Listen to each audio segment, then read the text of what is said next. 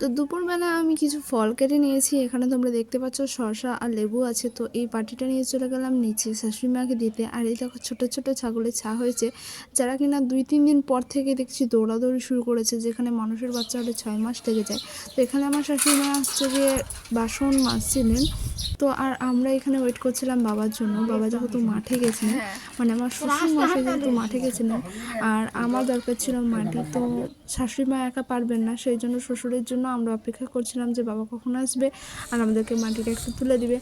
তো এই যে শাশুড়ি মা আর শ্বশুর মশাই দুজনেই খুব মানে আর কি ভালো বন্ধুর মতো আমার, যেটাই বলি করে দেয়। তো এই দেখো এখানে শ্বশুর মশাই আর কি আমাকে সাহার মাটি তুলে দিচ্ছে আর শাশুড়ি মা এখানে বস্তায় করে ধরে নিচ্ছে। তারপরে যেহেতু বস্তাটা অনেক ভারী হয়ে গেছিলো, সেই জন্য তারা দুজনে মিলেই এটা তুলে দিল ওপরে। আর এই দেখো কত সুন্দর তুলে নিয়ে নিজেরাই টবের মধ্যে মাটি ভরে দিচ্ছে, কারণ জানে আমি গাছ লাগাতে একটু ভালোবাসি। তাই দেখো এখানে শ্বশুরমশাই নিজের হাতে সব টবে মাটি ভরে দিয়েছে।